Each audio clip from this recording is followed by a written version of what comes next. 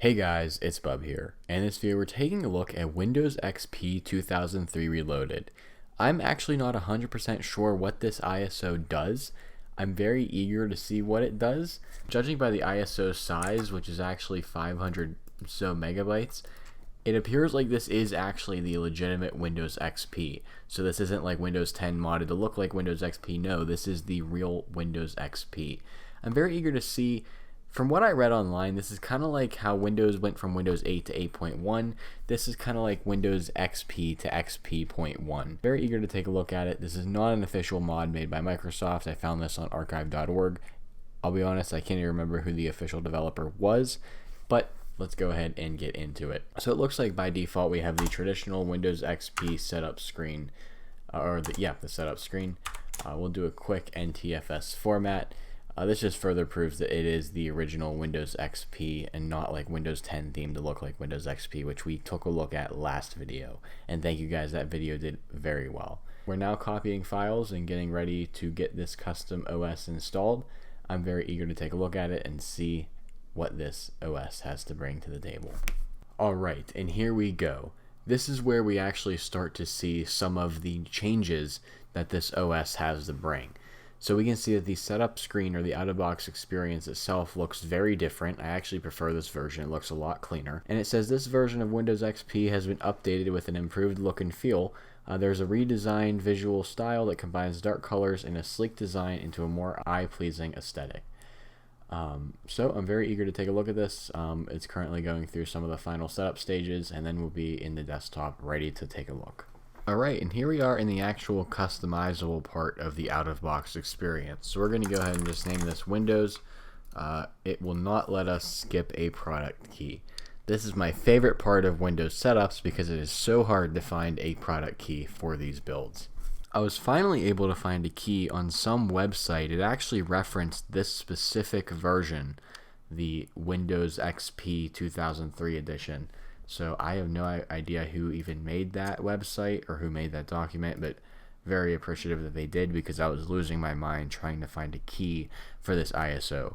My favorite part is when developers upload their ISOs to archive.org and then don't tell you where to get the key or how to use the key, especially on older versions of Windows XP that I learned this is actually running Windows Server 2003. So Windows XP key would not have even worked for us. It had to have been Windows Server 2003, and I think it's specifically a beta build of Server 2003, which makes it even more interesting. Alright, and here we are in the actual out-of-box experience. So you can see that it does have those darker colors that were mentioned on the setup screen. So we're just going to go ahead through the regular out-of-box experience. You see the time is displayed in the top right of the login screen, which isn't something we saw on any build of production Windows XP. And here we are. We are now on the desktop. So the first thing we're going to do is we're going to install VMware tools just so that we get a better viewing experience. We should be able to just install the regular Windows XP tools because it, at its core, is supposed to be Windows XP, 3790, which is actually Server 2003, specifically a beta build like I predicted originally. So I'm going to go ahead and get this installed, get the screen resolution changed, and we'll be back. Alright, and here we are on the desktop of Windows XP 2003 Reloaded. The first thing that really strikes me here is that the desktop background itself is the Windows XP Bliss, but it looks like it's about to storm. It's a darker sky, kind of a bluish gray. We're not here to analyze the image itself, but I mean, it kind of gives a darker theme to the OS as a whole. On the desktop, we have File a Bug Report, which involves joining their Discord server and giving additional information. Then we have a Notes file. There's the developer Lego fan, so thank you for creating this.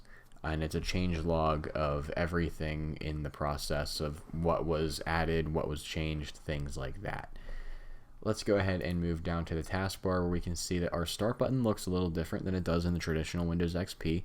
It has a nicer effect to it. It's kind of, I don't know what the right word to describe that is, but the gradient is different. And then the taskbar, we actually have a gradient on as well. The one thing I don't like is this search right here, but it was kind of the first Windows search that was built into an operating system. So what we typically see in the Start menu today used to be an option for your taskbar.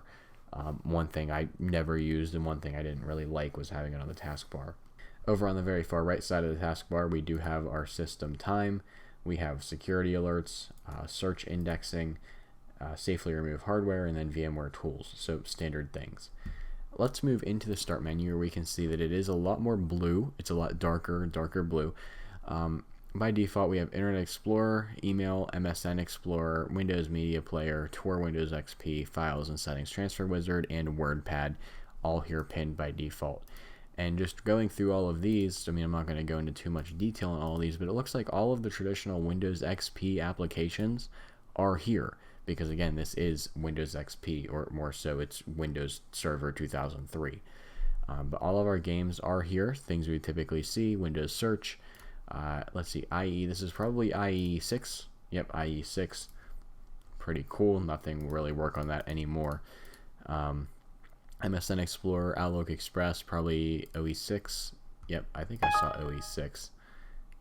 Can I close that? Yep.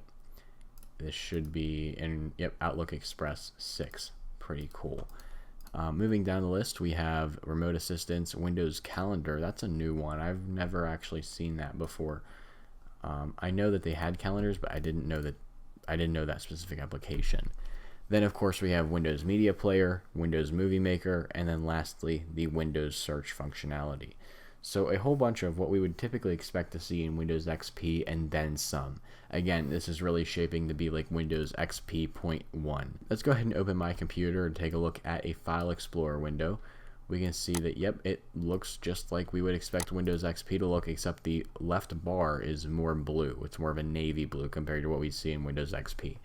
And the window borders themselves do look a little different. I don't know the best way to describe how they look different, but they look different from what we see in Windows XP. It's mostly the color. It's a darker blue, but not darker by a lot. Let's go ahead and take a look at our CPU and RAM utilization.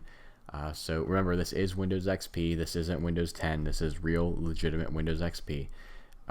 Typical CPU utilization, and then we're using 256 megs of RAM. So pretty good. I wish modern versions of Windows use that much RAM. And with that being said, similar thing here, we have a 40 gig disk. We're using 2.79 gigs. Just goes to show how many gigabytes modern Windows ISOs take up. I mean, ISO for Windows 11 at this point is like 6.8 gigs. The installed version of this OS is 2.79 gigs. So if Microsoft could go back, I would prefer that because there's a lot of bloat that comes with the modern operating systems. And lastly, let's see what kind of themes we have. So we could go to Windows Classic or the Windows XP theme that we currently have. But if we go to Appearance, yeah, we can only change it to a gray theme. So we can go from blue to gray, or gray to blue, but we can't go to the olive color that was in Windows XP. If we look at the screensaver, yep, it just looks like the normal Windows XP screensaver. Doesn't look like there's too many special screensavers here. What we typically expect to see in Windows XP is all we have. And then again, traditional Windows XP wallpapers, except there is a custom one here for, let's see, Windows XP 2003. Has it there right in the top. So with that being said, this is just a very brief overview of this custom ISO. Let me know what you think down in the comments below, and if there are any other custom ISOs you want me to take a look at. I love doing viewer recommended videos. With that being said, if you like this video, make sure to drop a like and subscribe if you're new around here, as I do all kinds of different technology videos, including device restorations. With that being said, see you all in the next one.